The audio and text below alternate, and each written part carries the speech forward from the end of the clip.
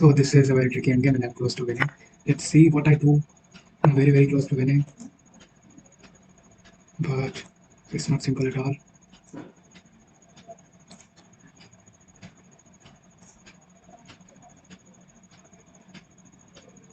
Okay, let's bring the kill. I don't know what I'm doing. It's just tough. It's tough. I'm going to pen my king close. I don't know. It may, because I'm completely winning, so I'm nervous at the same time. What am I doing, man? That's so hard. I can just go here. I can just go here.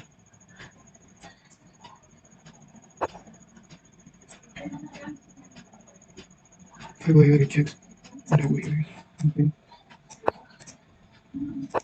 So I'm so close. Damn.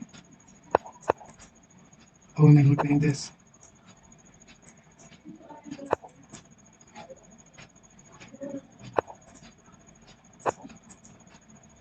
Finally, I guess I'm winning. And I go and collect all the pawns. Oh, I could just go king c6 and I was winning. He should resign. He should just resign now. He should just resign.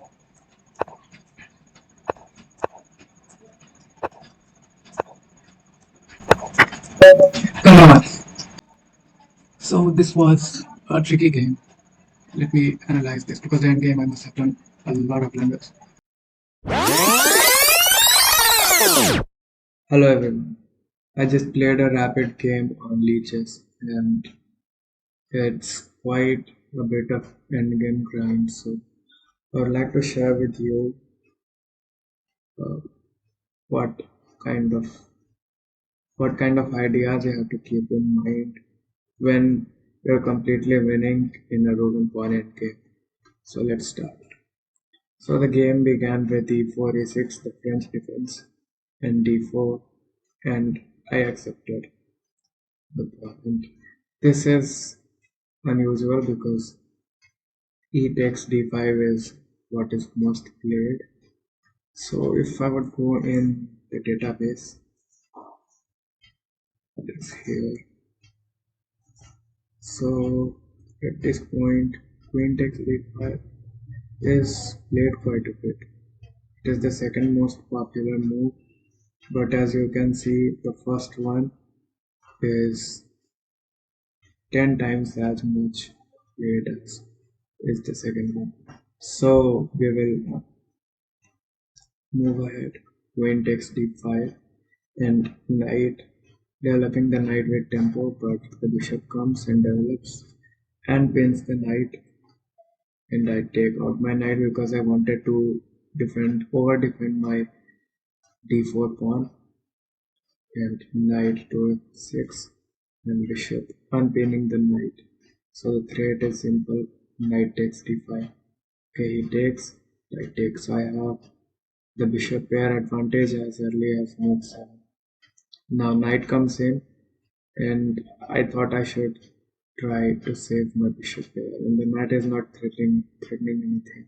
So I just go with bishop to b4 and attacks, and I come back. A better move was just attacking the queen. But I came back and I had that in mind that I wanted nothing to be hanging, so I just went back with the bishop and now c4 and queen back to d7 and bishop to d3 and knight back to f6, and I went back with the bishop because I wanted to defend the pawn. And what does the engine say here? Just castle. Yes, just castle and attack, but I wanted to keep my pawn so I can guess. And he puts the knight on b4 and the knight will remain there forever. Okay, now bishop to b3 and castles and castles.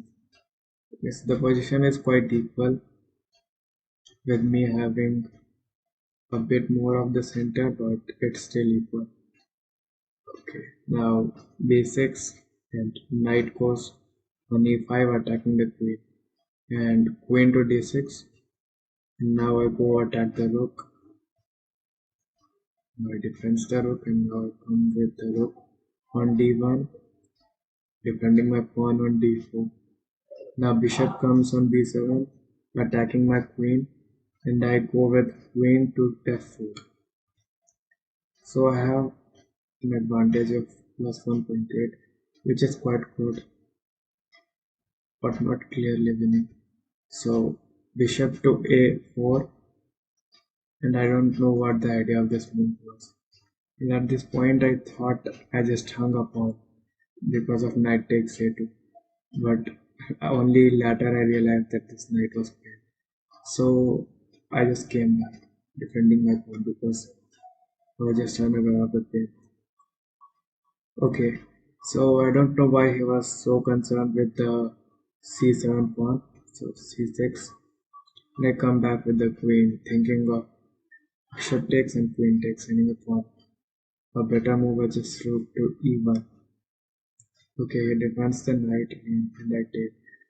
I take because I thought the bishop was not going to be in game anymore. So I just took. The better move was again rook to e1. Takes, takes, and now I go with queen to f4. Okay, now the knight is pinned because if the knight ever moves from here, anywhere, let's say here, queen would take. So I just take the pawn and he takes and I go. And the position is completely equal now. Okay, I come back with the knight offering a queen trade at the x6. But here comes it is minus 0.2, which means slightly better for black, very slightly, but yes. So now comes the main move of the king, which is so he went with rook to d4, thinking he could create a passer here, and then support the passer with the rook, knight coming here, and the bishop coming around here. So this is what he thought, but I just took, and he took. This passer was not supported as of now, and I had a knight which could block the passer easily. So I first went with rook to d1, just putting a rook in front of the passed pawn to stop it, and I now go with knight to d3. And he had no way of protecting the b4 pawn, so I just took it. And he tries to create connected passes here. I just come back with the bishop, thinking to control this diagonal because of these pawn pushes, which I would have to stop. So he goes with f6. I don't know why. I just put a pawn here to stop the bishop coming here into check, and maybe the knight coming here. Just do it. Also this pawn push. Maybe the pawn here, then pawn here, and I would take, and he would take, creating a passive. So this was in my mind, and I offer a trade of knights. So as much as the pieces are getting traded, I am close to winning because I have three connected passes here, which are just running off the board. Okay, bishop to c6 with the idea of bishop to a4 attacking my rook. But that does not work. I just defend my rook and now I start pushing my pawns.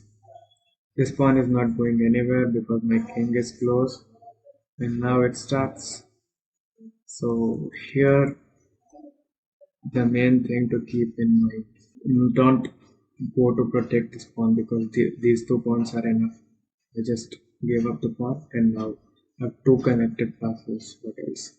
And here it was winning with this move because if the king came here, I would just check and then queen. If the rook came here, then I had maybe this, and then the rook would go here, and I would put this here and push and promote. Okay, at this point, around this point, I was just scared a lot, just to not hang any tactics. This position, but with two connected passes, it is always winning.